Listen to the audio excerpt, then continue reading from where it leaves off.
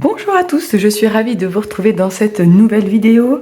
Aujourd'hui, on va parler des fractions décimales et des écritures décimales. Alors pour ceux qui ne me connaissent pas, bonjour à tous, bienvenue sur cette chaîne. Je suis Gwendoline, professeure de mathématiques depuis 18 ans.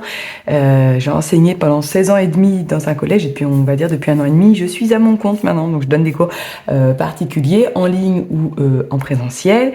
Et puis également, j'ai une page Facebook, le lien est en barre de description. Et aussi, j'ai ouvert une chaîne YouTube pour partager toute mon expertise et toutes mes compétences pour aider un maximum de familles. Donc si vous aimez ce genre de contenu, eh bien n'hésitez pas à laisser un pouce j'aime et à venir nous rejoindre sur Facebook également. Alors, déjà, fraction décimale, écriture décimale. Donc fraction, on va avoir des fractions. Décimale, ça veut dire avec une virgule, l'écriture décimale. Donc un nombre, en fait, il a plusieurs écritures. On pourrait voir ça, par exemple, comme nous les humains, on a plusieurs vêtements. Voilà. Et en fonction de la saison, eh bien, on va plutôt porter un blouson ou un maillot de bain si on est à la plage, ou un short, une jupe. L'été, par exemple, on va adapter, on va dire, notre tenue en fonction de la météo. Eh bien, les nombres, c'est pareil. En fonction de l'exercice, ils vont plutôt avoir telle ou telle écriture. Donc, il faut connaître les différentes écritures. Et donc, il y a l'écriture décimale. Décimale, c'est-à-dire l'écriture avec la virgule. Et les fractions décimales, c'est sous forme de fractions. Donc, dans décimale, déjà, c'est 10, 100, 1000, etc. Donc, les fractions décimales, ce sont des fractions dont le dénominateur est 10, 100, 1000, par exemple. Donc là, je vous ai mis 3 fractions décimales et on va donner ce qu'on appelle leur écriture décimale. On va les faire changer de vêtements ou alors peut-être changer de monde, je sais pas. Je suis en train de créer une histoire autour des mathématiques. En attendant, avant de finaliser mon histoire, j'ai commencé à créer des petits gabarits. Donc j'ai fait 6e, 5e, 4e. Je suis en train de finaliser ce 3e. Donc si jamais il vous intéresse, n'hésitez pas à me contacter. Le lien est en barre de description également et je vous donnerai toutes les modalités, les différents types de packs qui existent, des paiements, comment payer et comment les recevoir.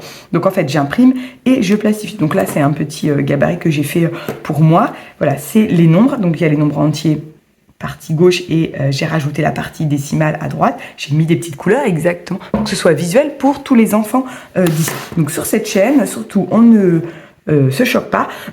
Parfois il m'arrive de m'éloigner des mathématiques pour expliquer, pour donner une autre image à vos enfants, autre que celle traditionnelle. Donc aujourd'hui, on va voir plusieurs méthodes. La première méthode, ça va être avec le gabarit. La deuxième méthode, ça va être avec une petite histoire. Allez, on va commencer par la première méthode, c'est-à-dire en utilisant le gabarit. Donc je dois donner l'écriture décimale de 1256 dixièmes. Donc n'hésitez pas à montrer à vos enfants les différentes méthodes qui existent et puis vous voyez celles qu'ils préfèrent. Hein. Il n'y a pas de problème.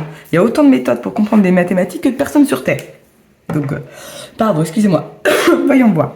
On nous dit 1256. On ne dit pas sur 10, on dit dixième. Donc je regarde mon petit gabarit. Les dixièmes, c'est ici. Donc pour écrire un nombre, déjà, je l'écris toujours des plus petits vers les plus grands. Donc, quand on me dit dixième, 1256, c'est le 6, le 5, le 2, et le 1. Et en fait, pour utiliser ce gabarit, vous voyez, j'utilise des feutres. Alors, c'est pas Velleda, parce que Velleda est une marque, mais c'est des feutres effaçables à sec. Et j'ai un petit chiffon bien usé pour effacer. Et voilà, l'écriture décimale, elle est sur le gabarit.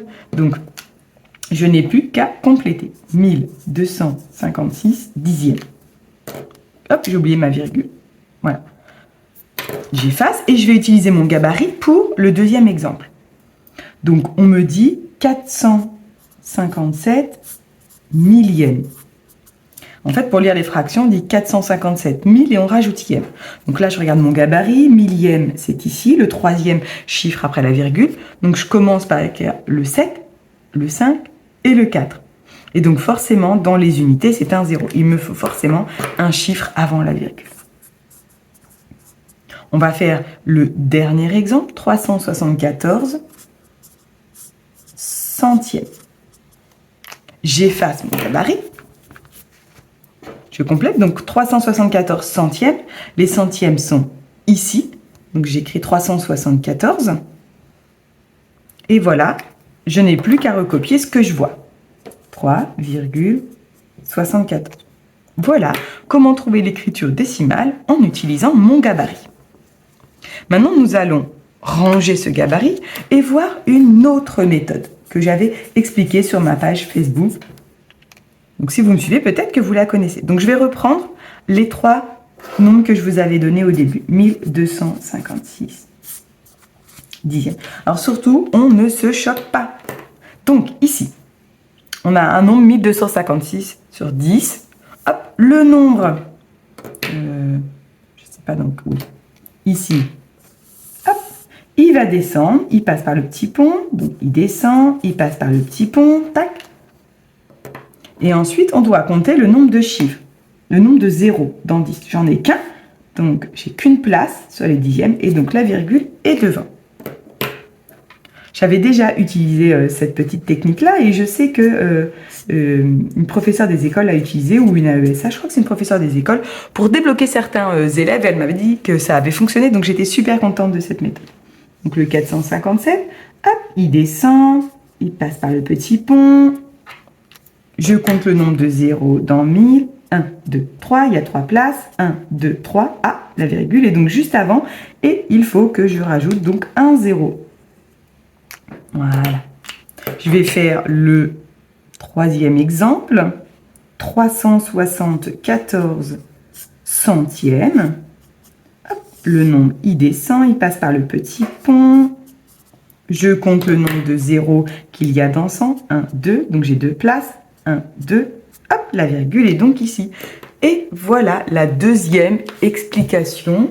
Si jamais celle-ci peut vous être utile pour débloquer vos enfants, pourquoi pas, je n'hésite pas sur cette chaîne et aussi dans mes cours particuliers à m'éloigner parfois de l'explication mathématique parce que certains enfants bloquent sur les méthodes traditionnelles. Donc voilà, j'en invente d'autres et pourquoi pas, si ça leur permet de réussir, je suis preneuse et forcément après ils sont contents parce qu'ils réussissent. Et pour moi, c'est le principal.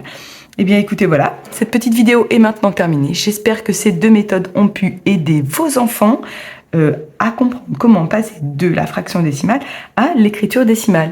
Dans la partie 2, bien évidemment, nous ferons l'inverse. Donc n'hésitez pas à aller voir la partie 2. Je mettrai également le lien en barre de description. Moi, je vous dis ciao ciao et je vous retrouve dans une prochaine vidéo. Bye bye à tous.